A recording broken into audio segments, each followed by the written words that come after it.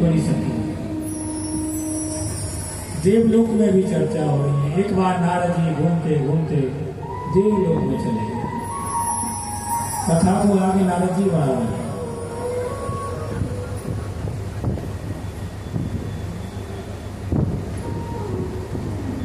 बड़ा स्वागत किया। भगवान श्री हरि के पास पहुंचे। भगवान ने मिले, माता जी से बात हुई, भैया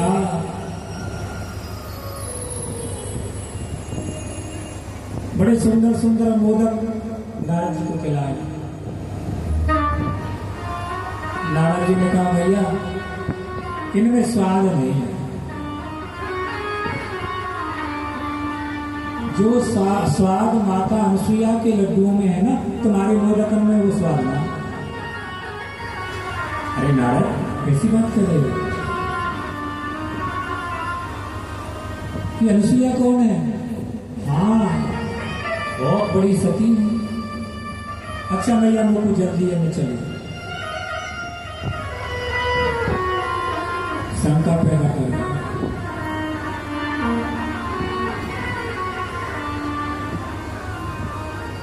ब्रह्मा जी के दरबार में पहुंचे, ब्रह्मणी मिली है। उन्होंने भी यही कहा है। नारद जी ने कहा, भैया अनुसुईया जैसी सती कोई नहीं है संसार में। अच्छा हम भी नहीं? हाँ तुम भी नहीं।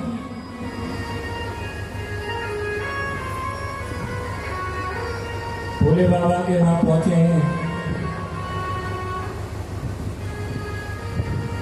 सती मैया से यही बात बताई है कि भैया तुम जो तपस्या करो हो ना, तुमसे भी ऊपर मृत्यु लोक में अनुसुईया मैया है। वो है नार, नार के रूपा पन्नेगारे ये रीते अनोखा। वो है नार, नार के रूपा पन्नेगारे ये रीते अनोखा। हरे राम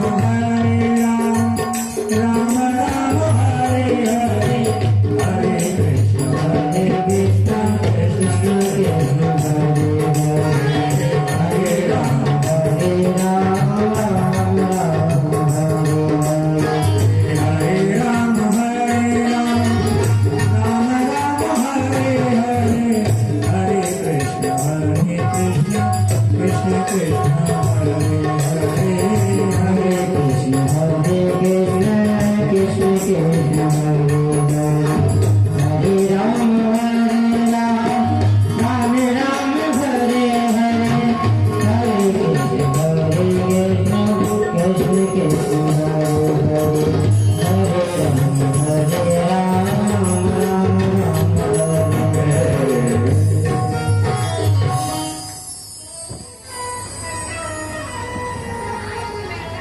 मोहन नार, नार के। स्त्री कितनी भी सुंदर हो, लेकिन दूसरी स्त्री उसकी प्रशंसा नहीं कर सकती है। कहीं ना कहीं कोई ना कोई कमी जरूर होता है।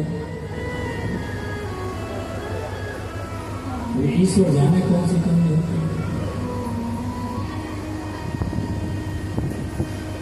मुंह दिखाई कर भी जामे, छोरी देख भी जामे, तो माता बहन को ले जाओ तो अनिवार्यता है। लेकिन आजकल थोड़ा बदल गो, कम ले जाना। मैया कचू कचू कमी ढूंढ के आनी। छोरी तो बहुत बढ़िया, पर ऐसा लगे पीली चाह है, ऐसा ले जाए उंगलियां की पतरी है। मतलब कमी बिल्कुल सही है, तो उंगली पतरी है जाके, कहीं ना कहीं कमी जरूर निकाले। देवलोक में रह रही है, ऊंच निवास, लेकिन मृत्यु लोक में मैया भजन कर रही है, तो बाकी जलन कौन को है? तीनों देवी उनको जलन है। क्या ये उचित है?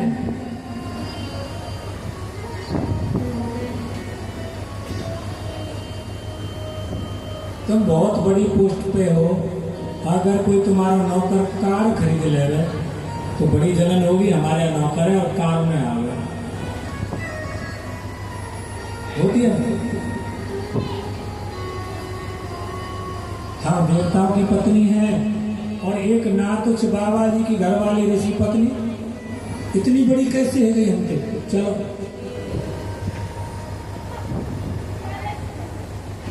देखते हैं जाके। हमारा समय बीता, तीनों देवता घर को आए, सबने अपनी कहानी सुनाई। महाराज, हम जब खाना खाएंगे पहले अनुसुईया को सतीत्व नष्ट करके आए। देवता ने बहुत समझाया, लाख समझाया, लेकिन स्त्री हट होती है, हट ज्यादा हुई तो ठीक है देवी। तीनों देवता वेश बदल करके माता अनुसुईया के दरवाजे पर भिक्षा मांगने के लिए पहुंच गए।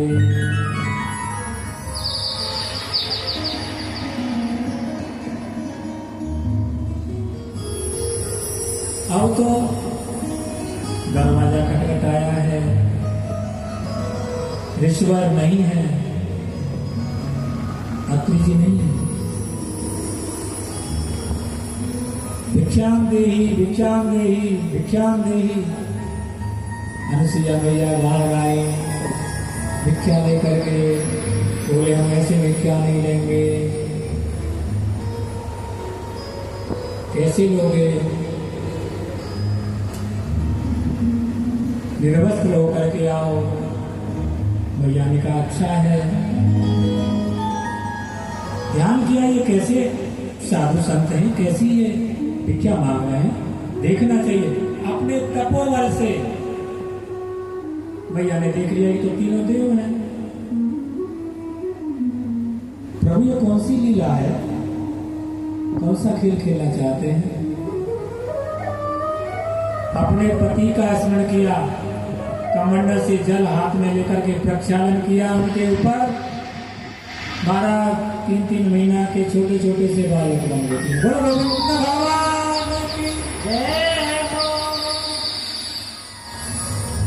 ये होता है पति परायण में शक्ति का फल। पति में निष्ठा विश्वास जो रखती है माता बहना, उनके पास आज भी ये शक्ति है, कुछ भी कर सकती है। लेकिन अपने सतीत्व को नष्ट ना होने, किसी बहकाए में नहीं आए। सभी बहनाओं से, कन्याओं से, माताओं से आजकल सोशल मीडिया पे बड़ा उल्टा सीधा कार्य चल रहा है।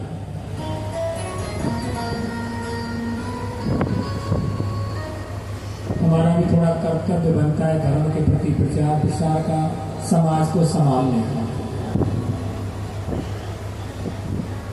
लेकिन संभालने वाले ही गलत मार्ग पर है, कुछ करेंगे, रक्षक ही भक्षक हो रहे हैं। ये बड़ी विडंबना है।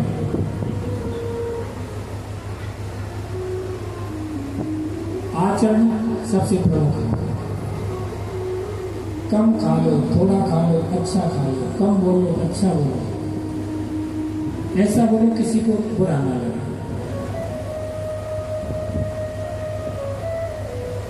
मीडिया पर बड़े सुंदर सुंदर दृश्य दिखाए जाते हैं, बहकाया जाता है।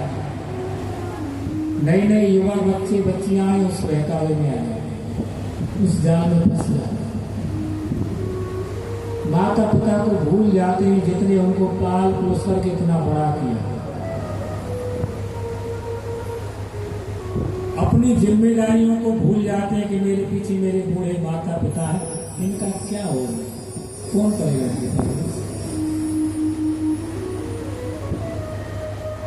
जवानी में पढ़ाई के लिए, पहनने के लिए, कपड़े के लिए, शौक मौज के लिए सारा पिता कैसे कैसे व्यवस्था करता है, ये एक पिता ही जाने। आप सब एक पिता है, एक माता है, एक माता पिता ही जाने। खुद फटे कपड़े पहन लेगा पिता, फटे जूते पहन लेगा, लेकिन अपनी संतान को फटा कपड़ा फटे जूते नहीं पहनने देगा। इतने लालन पालन, इतने प्यार से बड़ा उसको करते हैं, लेकिन अंत में क्या होता है?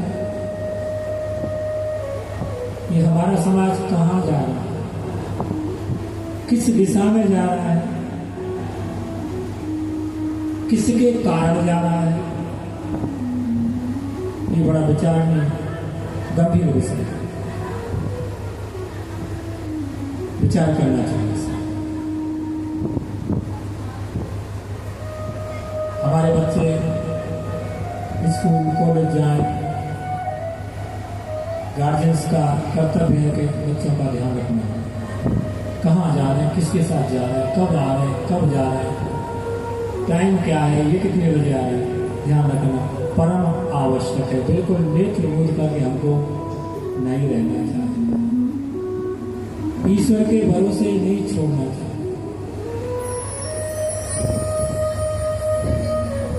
बोले गोविंद भगवान जय। आज छोटे छोटे बच्चे बन गए तीनों देवता, मैया उनको स्तनपान करा रही है, पालने में डाल दिया है, झूला झुला रही है। संध्या बंदन के बाद ऋषिवर आते हैं, बोले देवी ये कौन है, बच्चे कहाँ से आ गए? कि हमारे पुत्र हैं। तुम्हारे पुत्र कहाँ से आ गए? सच सच बताओ देवी ये कौन है? महाराज हमारे पुत्र तो हैं। अत्रि जी ने दिव्य दृष्टि डाली, प्रणाम किया, हाथ जोड़ कर दिया, हो प्रभु अनुसुईया तुमने अच्छा नहीं किया, देवताओं को बंधन में डाल दिया, बंधक बना लिया, इनको शरण पकड़ लिए। अनुसुईया ने बोली महाराज इनकी शर्त ही कुछ ऐसी थी, मैं क्या करूं, इनकी शर्त को पूरा नहीं करती तो क्या? अब मेरा स्तनपान कर रहे हैं, मुझे भी सुख की अनुभूति हो रही है। ऐसी माता अनुसुईया को हम बार बार प्रणाम करते हैं। मनुष्य की क्या गति है, इसलिए देवता को भी अपने वश में कर। ये होता है सती रहने का, पति परायण होने का फल। निष्ठा, श्रद्धा, विश्वास रखने का ये फल है। ऐसी देवी देवताओं में और सर्वत्र पूजनीय होती है।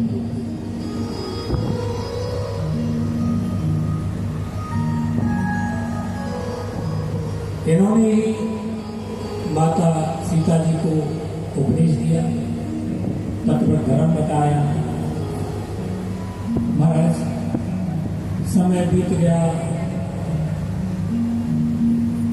तीनों देवियां बड़ी परेशान रहने लगी। नारद जी घूमते घूमते गए, अरे नारद हाँ भैया मेरे पास समय ना, अरे रुक जा लाला रुक जा ना भैया मुझे टाइम ना, अरे छोड़ा सुन ले। नारद जी के पीछे पीछे तीनों मैया दौड़ रही हैं, अरे तेरे पिताजी कहाँ हैं? भैया मुझको ना पता कौन पिताजी का आगे पिताजी। आखिरकार अनुनय विनय करने पर नारद जी ने बताया तुमने जहां भेजेगा ये बेटियां, अब तुम्हारे पति ना है, छोटे छोटे बालक हैं। बड़ी आश्चर्य में पड़ गई सती, बोले अब क्या करें, जाओ माफी मांगो। अब तो तीनों देवी गई हैं सती अनुसुईया के दरवाजे पर, माते माते अरे कौन है? दरवाजा खोला है, मैया हमें माफ, आपने हमारे पतियों को छोटे छोटे बालक स्वरूप बना करके पालने में लेटा रखे मैया, हम बड़ी दुखी हैं, पति के वियोग में परेशान।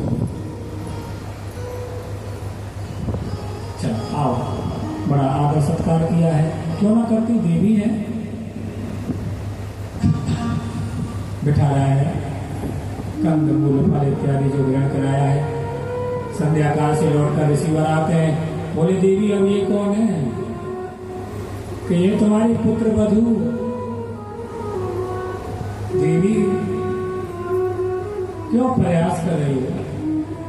महाराज मैं सत्य कह रही हूँ। बालक छोटे छोटे बहू चचे पुत्र ऐसा कैसे है वो? महाराज सत्यता ही है। देवी छोड़ दो इनको, जाने दो अपने नाम। इनके भी कुछ कार्य हैं, विशेष कार्य हैं। देवताओं को बंधन नहीं बनाना चाहिए। हमने भी बना रखे 7-8 दिमाग। बाद में छोड़ेंगे, विसर्जन करेंगे। जब सबसे निवेदन करना है यही रहो, 7-8 दिन कथा सुनो। आप इस अनुष्ठान को पूरा करो, किसी प्रकार की कोई विघ्न नहीं आए। सभी देवताओं से निवेदन कर दिया है। फिर भी देखो शुभ कार्यों में कहीं न कहीं विघ्न आता है। कली का प्रभाव है। कलयुग में शुभ कार्य करना बड़ा मुश्किल है। नाना प्रकार के विघ्न आते हैं, बड़ी मुश्किलों से होता है। एक तो कोई करने को राजी ना है, अगर कोई करे तो आने बड़े विघ्न आते हैं। 2 प्रकार के अनुष्ठान होते हैं, सकाम और निष्काम। सकाम अनुष्ठान करा रहे तो आप उसमें मुहूर्त की आवश्यकता होती है, निष्काम में कोई मुहूर्त की आवश्यकता नहीं। और भगवान का नाम तो कभी भी ले सकते हैं, किसी भी समय ले सकते हैं, किसी भी मुहूर्त में, किसी भी तिथि में ले सकते हैं। इसके लिए कोई मुहूर्त की आवश्यकता नहीं है।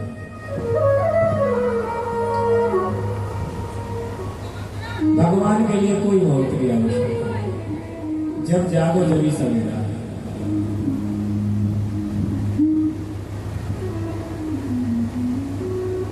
शास्त्रों ने ये भी कहा है कि आप किसी भी अवस्था में हैं, भगवान का नाम लेने से पवित्र हो जाते हैं। अपवित्र पवित्र हुआ सरला अवस्था में गतो को किसी भी अवस्था में यह स्मृत पुंडरीकाक्ष उस पुंडरीकाक्ष भगवान का कमल नयन का नाम लेने से हम सर्वांग पवित्र हो जाते हैं। अब हमारे सूतक है गई साहब, तो सूतक में पंडित जी ने कहा करेगा एक मंत्र से जल छिड़क दियो, आप सूता खत्म है। भगवान को नाम ही तो लियो और किसी घोट के पिलाएगा। तो भगवान के नाम में ही शक्ति है। भाव को भाव अनक आलस नाम जपत मंगल दिसे रसू। इनका नाम जपने से ही 10 दिशाओं में मंगल ही मंगल हो जाते हैं। 10 दिशा जानते हो ना? 4 तो ये है, 4 इनके कोने में और होते हैं। आग्नेय कोण, वायव्य कोण, नैऋत्य कोण, ईशान कोण। 8 हो गए। एक आकाश, एक पाताल, पृथ्वी। इस प्रकार की 10 दिशाएं होती हैं।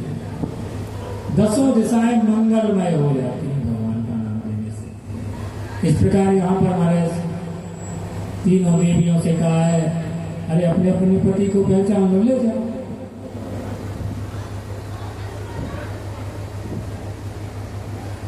देवियों से कहा है, तीनों पति आपके यहाँ हैं, पहचान कर लो कौन किसका है। अब लक्ष्मी बोली कहूँ ऐसा ना हो भोले बाबा मेरे गोद में आ जाए। ब्रह्माणी बोली ऐसा ना हो विष्णु भगवान आ जाए। सती मैया बोली ऐसा ना हो आपस में तो बदल जाए, हमारा तो धर्म नष्ट हो जाएगा। मैया हम पे और कृपा कर दो। मैया ने कही ठीक है। उन्हें अपने पति का स्मरण करके निवेदन किया है। तीनों देव अपने देश में आए। तीनों ने तीनों पुत्रों के रूप में यहाँ पर अवतार ग्रहण किया।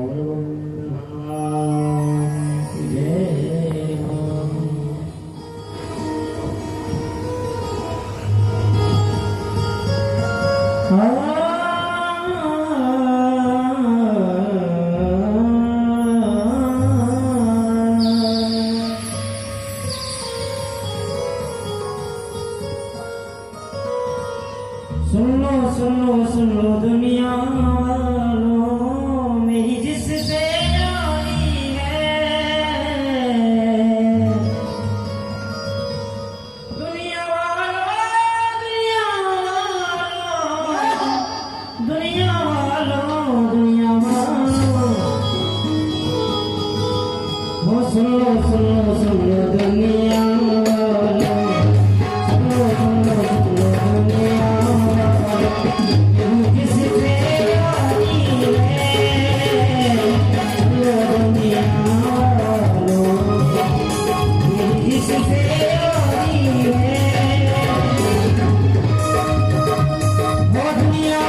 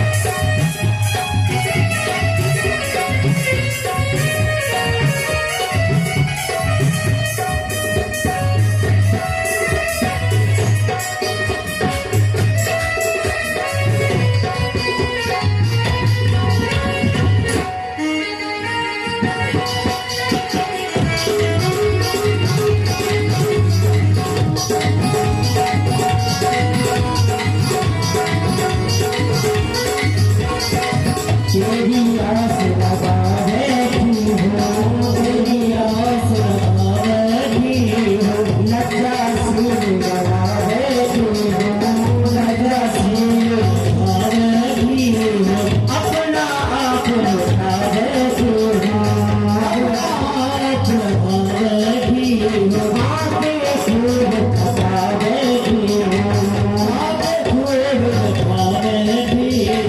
सावरिया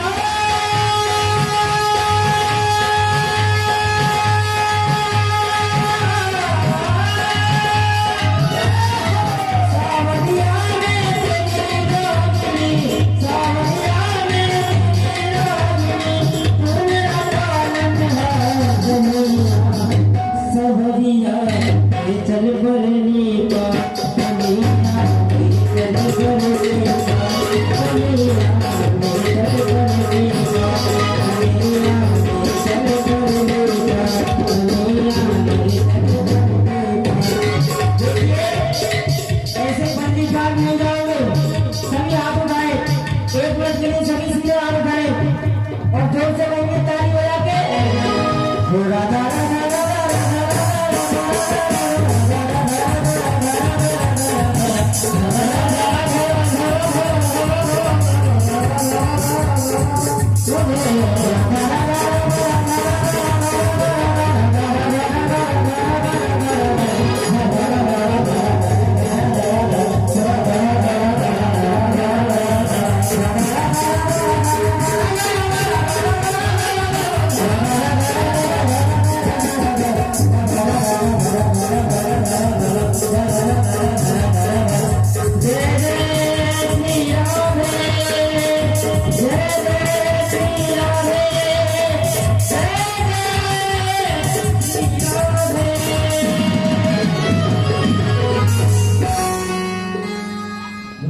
रानी सरकार की, वृंदावन बिहारी लाल की।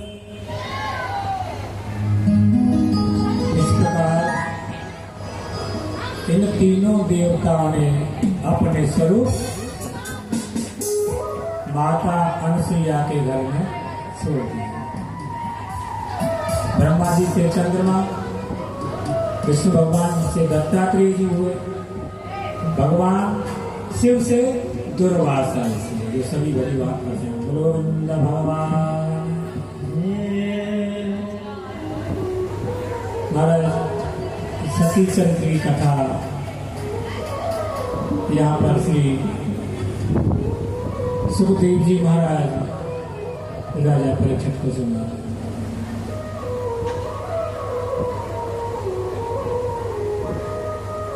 भगवान की कथा प्रारंभ होने से पहले, प्रादुर्भाव होने से पहले सती चरित्र भागवत जी में भी आया और श्री रामचरितमानस में भी आया। रामायण में भरद्वाज जी ने याज्ञवल्क जी से पूछा, राम कवन में पूछूं तो ही, क्या पूछा? राम कौन? याज्ञवल्क जी ने सती चरित्र सुना।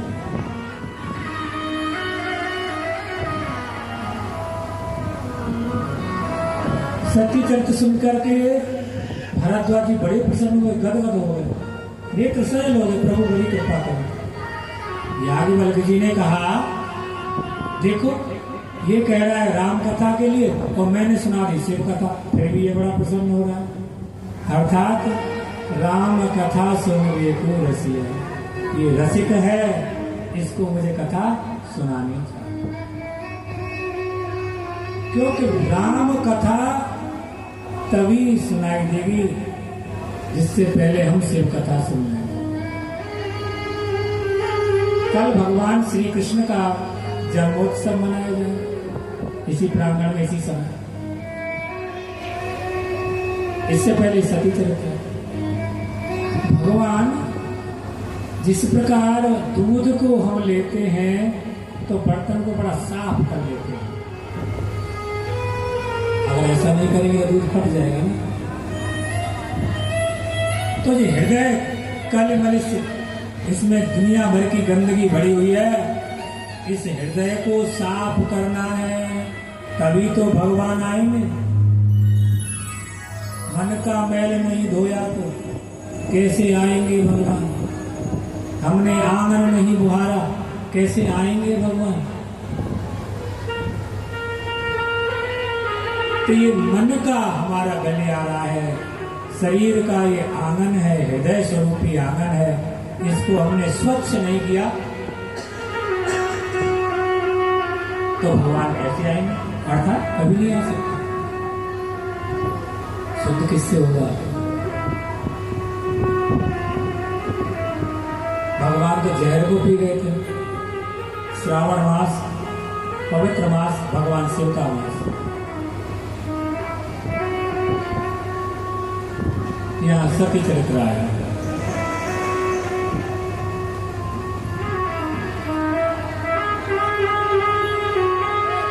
महाराज मनु महाराज की तीसरी कन्या का विवाह प्रजापति दक्ष से हुआ। पुरा विश्वास प्रजा सत्रे समेता परम ऋषय तथा मरगणा सर्वे सानवा मनयो अग्नय।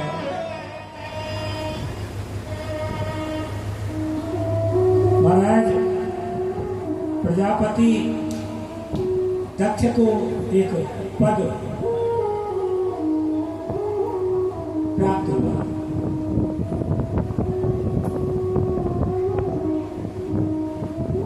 एक पद होता है प्रजापति का, अधिपतियों का। तो जिसको पद प्राप्त होता है, ऐसो को जन्मो जग माही और प्रभुता पाए ताय मद नाही। ये अहंकार प्राप्त करा। जहाँ अहंकार होता वहां भगवान नहीं रहता। भगवान ने कहा है निर्मल मन जन सो मोहि।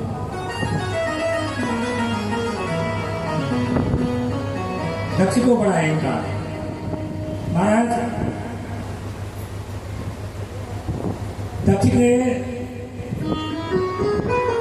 इसकी 16 कन्याएं गुण हैं।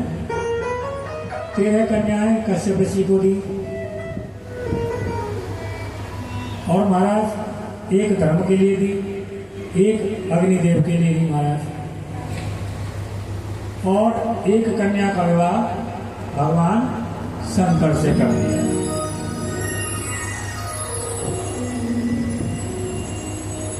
बड़ा अमंगल भेषधारी है। चलो कर दो, कोई बात नहीं।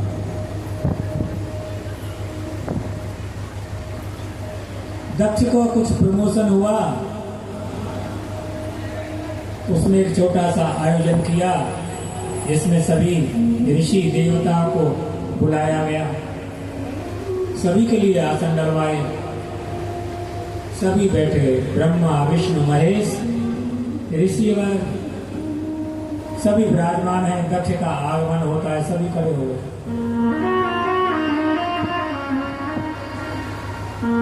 लेकिन तीनों देवता खड़े थे। अब दक्ष एकदम क्रोध में आ गए। बोले सब खड़े हो गए, देखो चलो ब्रह्मा जी मेरे पिता हैं, विष्णु भगवान सबसे बड़े देवता, लेकिन इसको देखो निर्लज्ज को, अमंगल वेशधारी को, मेरा दामाद है, मैंने इसके लिए अपनी पुत्री का विवाह किया, लेकिन देखो मेरे सम्मान में खड़ा नहीं हुआ। महाराज बड़ा भोले बाबा का अपमान किया, तिरस्कार किया। भगवान वहां से भूत भावन भगवान उस सभा को छोड़ करके ध्यान किया।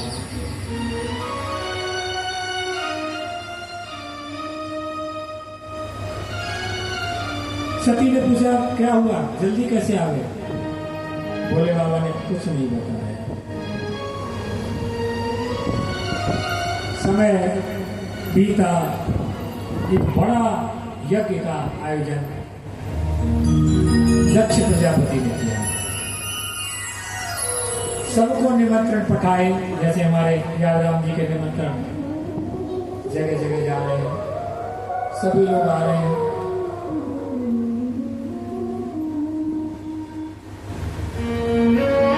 लेकिन भोले बाबा को निमंत्रण नहीं है।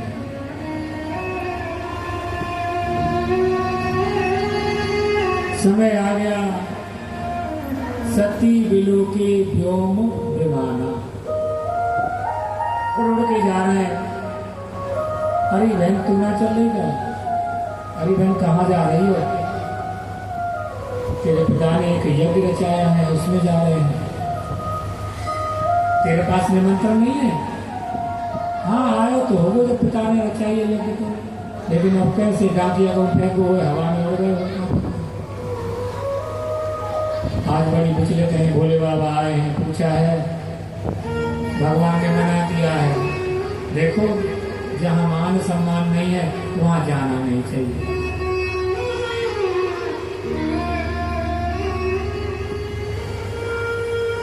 जहाँ मान सम्मान हो वहां बिना बुलाए भी चले जाना चाहिए।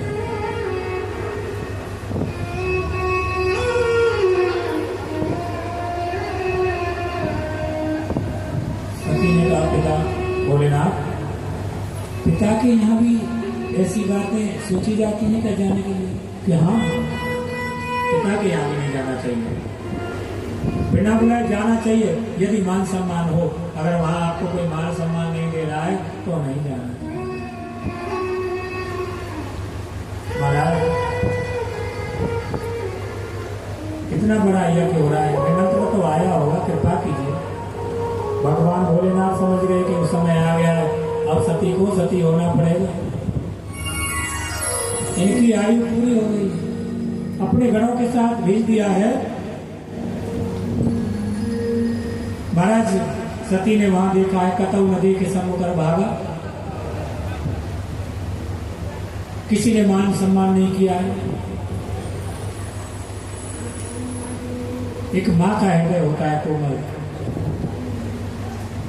माता जी बड़ी खुली से मिली। कथा बहुत बड़ी है, समय हो रहा है हमारा, कथा को समेटेंगे। रामायण में इसलिए सबने कथा सुनी। जब देखा यहाँ शिव का भाग कहीं भी नहीं है,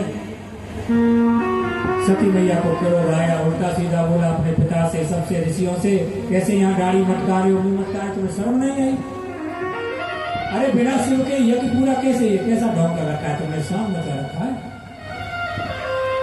ये कैसी यज्ञ है जिसमें शिव का भाग नहीं है?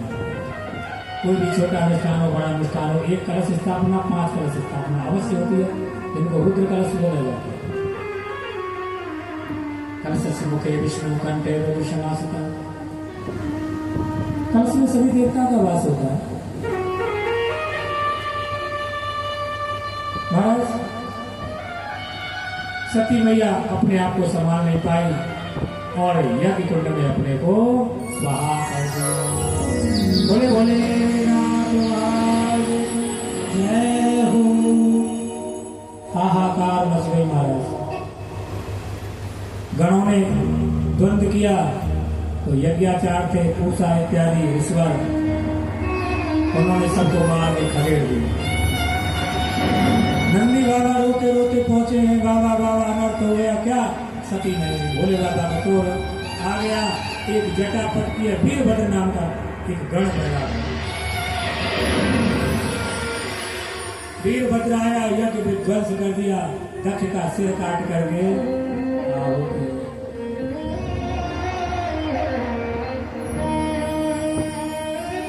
भगवान भोलेनाथ बड़े क्रोध में है। सती का कलेवर है, उसको कंधे पे डाल करके तांडव कर रहे हैं। देवता आए, सभी ने बनाने की कोशिश की। भगवान विष्णु के पास गए, भगवान ने सुदर्शन चक्र से उनके टुकड़े टुकड़े कर दिए। 9 जगह गिरे हैं उनके अंग, तो 9 देवी स्थापित हो गई। बोलो देवी मैया। भोले बाबा को मनाया है कि यज्ञ की पूर्णाहुति आवश्यक है, इसलिए आप उतना क्रोध मत कीजिए। यहाँ भोले बाबा ने भगवान को श्राप भी दिया है, मैं अपनी स्त्री के वियोग में जिस प्रकार हूँ, आपको भी राम अवतार में वियोग में रहना पड़ेगा। तो आपको समुदाय किया भगवान, ठीक है। राम जन्म के हेतु में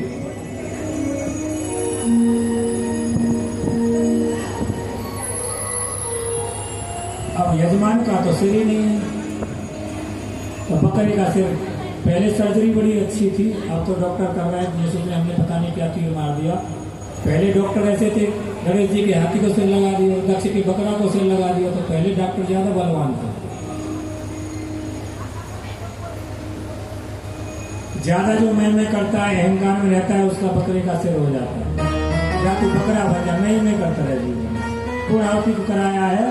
और महाराज लौट करके भोलेनाथ आए हैं, समय बीता, हिमाचल के यहाँ पर पार्वती के रूप में मैया ने जन्म लिया, बड़ी धूमधाम के साथ भगवान शिव का विवाह हुआ। बोले बोले हरि ओम नमः शिवाय, हरि ओम नमः शिवाय, हरि ओम नमः शिवाय, हरि ओम नमः शिवाय, हरि ओम नमः शिवाय, हरि ओम नमः शिवाय, हरि ओम नमः शिवाय,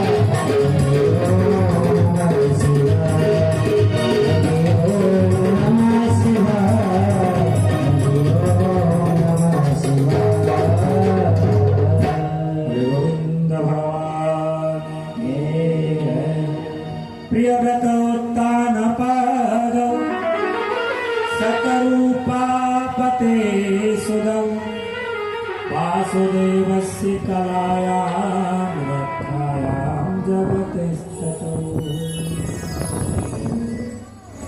हे राजन,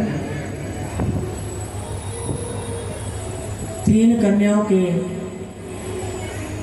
अलावा 2 पुत्र और मनुष्य रूपा के हुए, जिनका नाम उत्तानपाद और प्रियव्रत।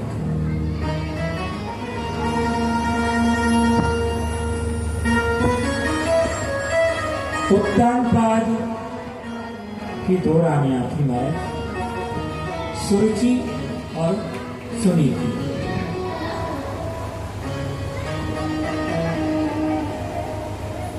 महाराज सुरुचि से अधिक प्यार करते थे।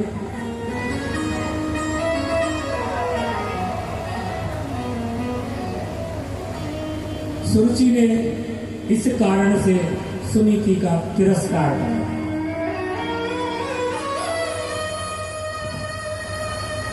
घर के बाहर निकाल दिया। एक बार राजा शिकार खेलने के लिए किसी कार्य से गए, रात्रि में विलंब हुआ, महलों के दरवाजे नहीं खुल पाए तो राजन उस कुटिया में सुनीति के पास विश्राम। परिणाम स्वरूप भक्त प्रहलाद जी पैदा हुए। बोलो भक्त वत्सल भगवान।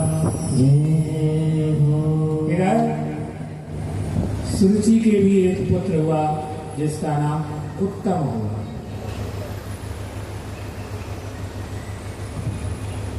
समय बीता महाराज, प्रभु की लीला।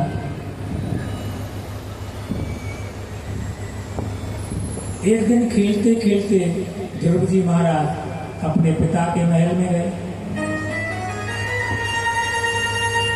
उत्तम को लेकर के उत्तानपाद जी अपनी गद्दी पर बैठे थे। ध्रुव जी बड़े सर्वांग सुंदर थे।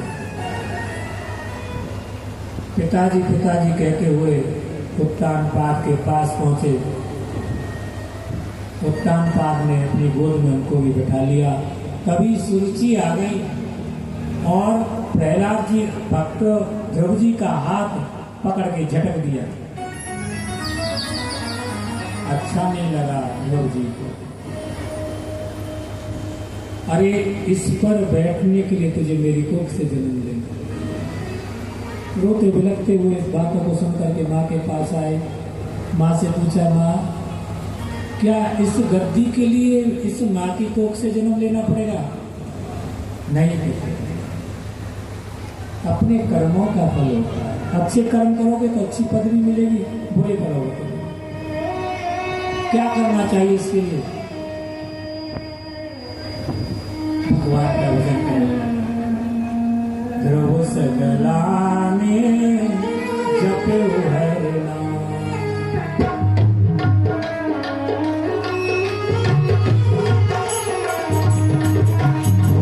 पायो अचल अनुपम भाव।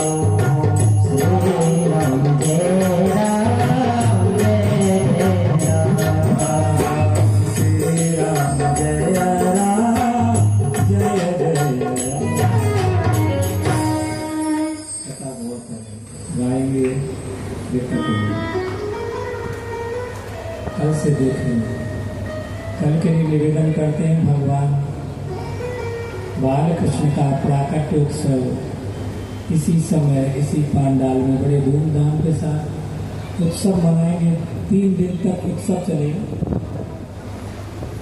सभी भाई बंधु माता सभी तैयारी होकर के आए, तैयारी करके लाए। जो जैसी व्यवस्था हो, यजमान परिवार से जैसी व्यवस्था बने, कथाएं प्राय होती रहती है। सब चीज जिसको सब पता है, आपको क्या करना है, कैसे करना है, जैसी व्यवस्था आपसे बने जो करिए। आज ध्रुव जी को बड़ी गिलानी हुई है। नन्हे बालक 6 वर्ष की आयु महाराज साधना के लिए निकल गए। माता ने समझा कि नहीं माँ, मुझे अब भगवान का ही भजन करना। रास्ते में नारद जी मिल गए। नारद जी ने जिनको कंठी दे दी उनको भगवत प्राप्ति हुई। अरे पुत्र तुम कहाँ जा रहे हो? नारद जी ने नाना प्रकार से समझाया, मैं भगवान को प्राप्त करने के लिए जा रहा हूँ, दर्शन करने। अरे वहाँ बहुत सारे शेर हैं, भेड़िया है, जंगली पशु हैं, तुम्हें खा जाएंगे, तुम भूख प्यासे व्याकुल हो जाओगे, कैसे भजन करोगे, कैसे साधना करोगे, चलो लौट चलो। नाना प्रकार से समझाया लेकिन नहीं माने। उनका हृदय बड़ा प्रसन्नता से भर गया नारद जी का कि देखो नन्हे से बच्चे में कितनी भक्ति है, कितनी श्रद्धा है और कितना विश्वास है, दृढ़ विश्वास। अच्छा पुत्र नहीं मानोगे, चलो तुम्हें नाम दान देता हूँ। गले में कंठी नाम दी, द्वादशाक्षर ओम नमो भगवते वासुदेवाय। बड़ा कल्याणकारी मंत्र। ब्राह्मणों को गायत्री करना चाहिए, क्षत्रियों को द्वादशाक्षर करना चाहिए, वैश्यों को पंचाक्षर या षडाक्षर करना चाहिए, नमः शिवाय या ओम नमः शिवाय।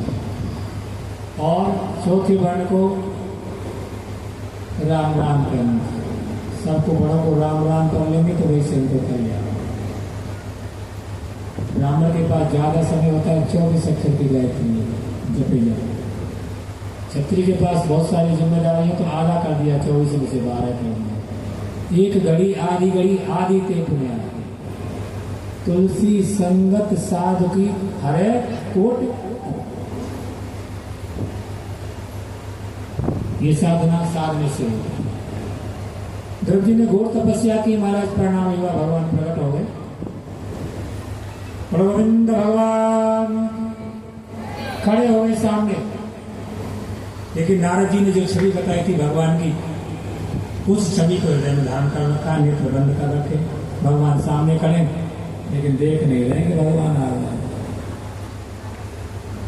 क्यों? क्योंकि हृदय में अंदर है ना। आहार प्रत्याहार नियम आसन ध्यान, ध्यान से समाधि ध्यान में है। इसे चित्र को खींच करके हृदय में धारण कर लिया, नेत्र बंद कर लिए, नेत्रों के सामने वही चित्र है भगवान। भगवान ने देखा, अरे ये तो मेरे चित्र का अवलोकन कर रहे हैं। जब खींच लिया चित्र को, छटपटा आगे ध्रुव जी को, जिसको देख रहा था वो कहाँ गया? नेत्र खोले सामने भगवान, इस शब्द खड़े हो गए।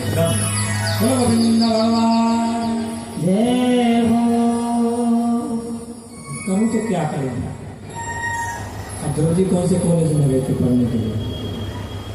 कहाँ गुरु से ऐसे मंत्र सीखे थे जिससे भगवान की स्तुति करो? भगवान बोले हम क्या ये नन्हा सा भक्त है, क्या इस प्रकार भगवान ने उनके कपूरों से शंख छुआया है और नाना प्रकार से नारायणं नमस्कृत्यं नरं चैव नरोत्तमं देवीं सरस्वती व्यासं ततो जयमुदीरये। भगवान की वंदना स्तुति हाथ जोड़ करके की है। भगवान बोले, नन्हे भक्त तूने बड़ी घोर तपस्या की है, मां क्या मांगता है? महाराज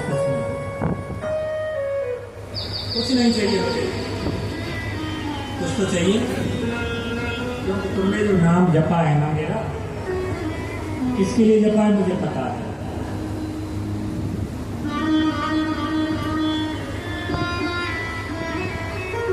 किसके लिए जपा है? गद्दी पाने के लिए। महाराज भगवान ने आशीर्वाद दिया है, जाओ तुम्हें अनंत समय तक गद्दी प्राप्त होगी और इस लोक को जब छोड़ करके जाओगे तो मृत्यु तुमको स्पर्श नहीं करेगी, सीधा तुम्हारे लिए तैयार ध्रुव लोक कर दिया है। बोलो गोविंद भगवान ध्रुव जी महाराज जय हो।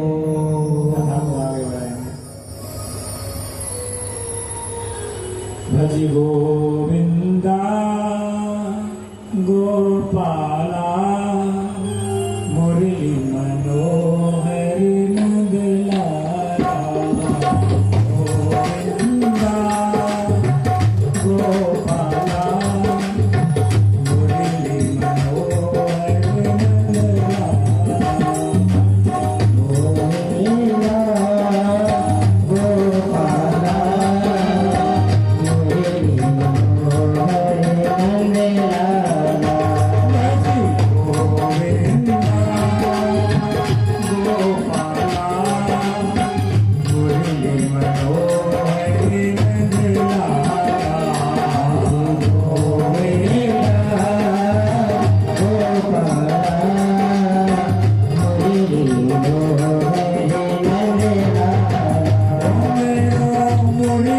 मनोहर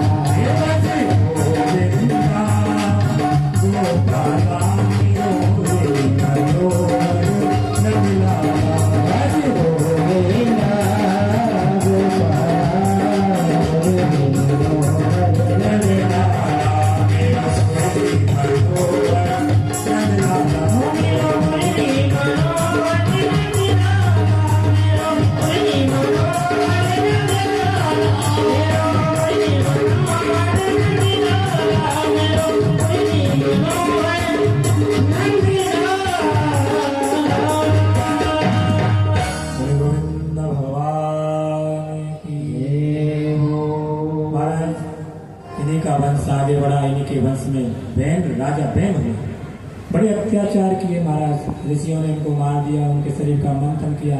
अर्ची और पृथु नाम के एक कन्या और पुत्र का मंथन से जन्म हुआ। पृथु जी महाराज भगवान के अनन्य भक्त हुए। भगवान की कथाओं का रसास्वादन करने के लिए भगवान से वरदान मांगा, महाराज मुझे 10,000 कान चाहिए। भगवान ने कहा जाओ, 10,000 कान का अर्थात कानों में 10,000 कानों की शक्ति होगी। ऐसे इनके वंश में कथा तो बड़ी विचित्र है, लेकिन सब कुछ देखते हुए कथा में हम आगे बढ़ते हैं। महाराज प्रियव्रत हुए। ये मनु जी महाराज के वंश का विस्तार हुआ। 3 कन्याएं और 2 पुत्र हुए। उन्हीं का विस्तार है जो आज हम सब लोग बैठे हुए हैं। सारा ये संसार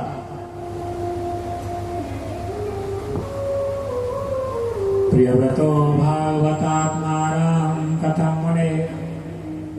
महाराज परीक्षित ने पूछा, महाराज मैंने सुना था कि तो बड़े भगवान के अनन्य भक्त हैं, बड़े आत्मा हैं। गहे रमत यशमान कर्म बंधन पराभव। लेकिन ये गृहस्थ में कैसे फंस गए महाराज, कर्म बंधन में कैसे चले।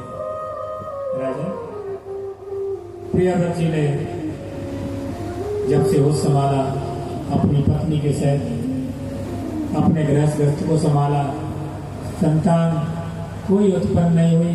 भगवान के भजन के लिए कंदरा में चले। अब भगवान का भजन करने के 2 ही तो पुत्र हुए, उसमें से भजन करने लग जाएंगे तो वंश वृद्धि कैसे होगी, सृष्टि कैसे होगी।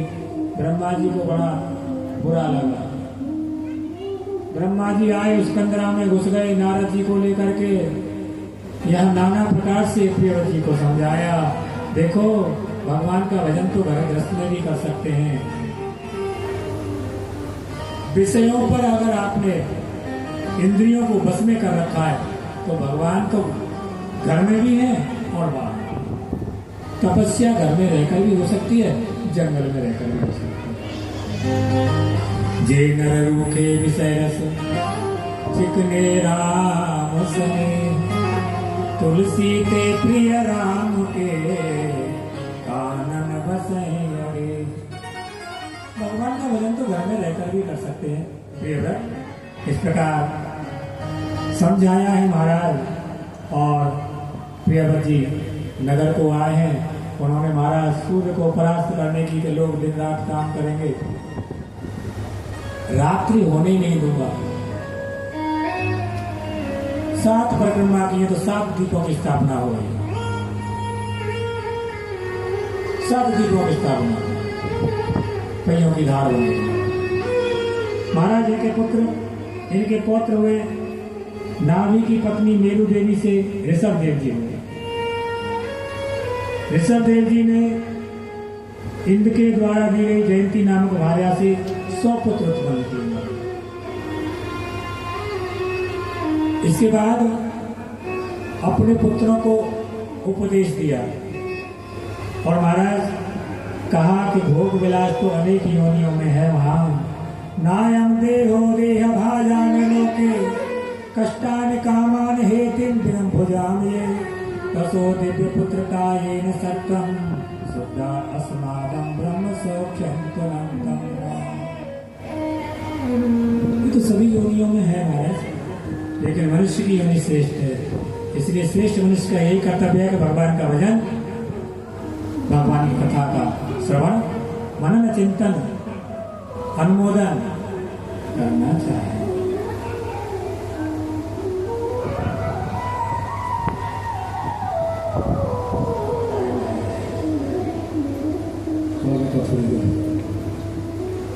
गोविंद भगवान की जय हो। इस प्रकार अपने पुत्रों को उपदेश दिया है। बड़े पुत्र हुए भरत जी, उनको राजपाट सौंप करके महाराज जी साधना के लिए जंगल को चले गए।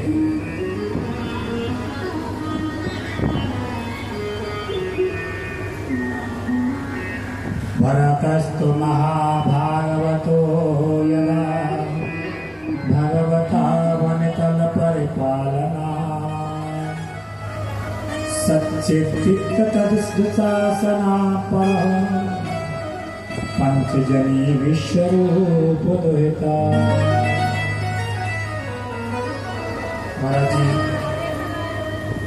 भरत जी का विवाह विश्वरूप प्रजापति की कन्या पंचजनी से हुआ। महाराज भरत जी ऋषभ देव जी के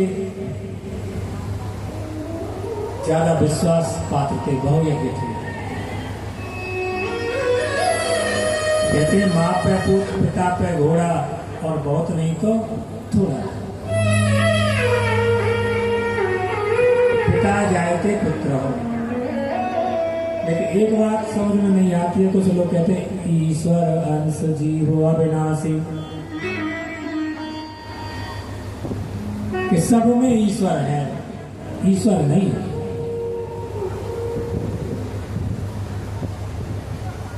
ईश्वर कैसे हो जाएगा? अब मेरे पिताजी जो थे वो मैं हो सकता हूं क्या? नेवर। जो आप हैं, आपका पुत्र हो सकता है? तो ईश्वर के हम संतान हैं, तो ईश्वर कैसे हो सकते हैं?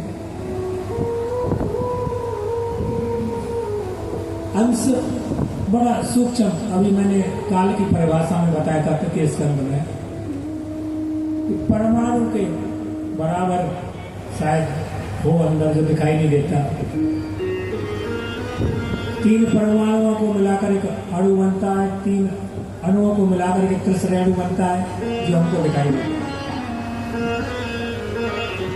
एक ईश्वर का क्षणिक सा एक अंश है, एक थोड़ा सा पॉइंट है जिससे हम ये बोल रहे हैं, बात कर रहे हैं। ईश्वर नहीं।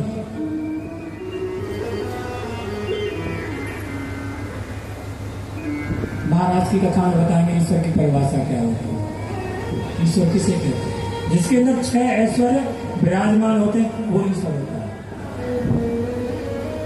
समरथ को नहीं दोष गुसाई और रवि पावक सुर सर की। समर्थवान कौन है? कौन है सामर्थ्यवान? ये 3 सामर्थ्यवान बताए गए।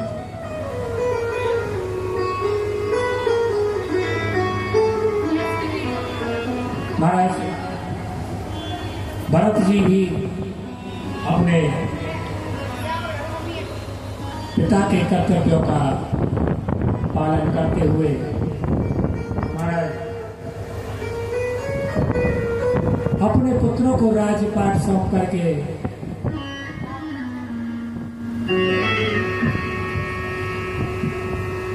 किस तरह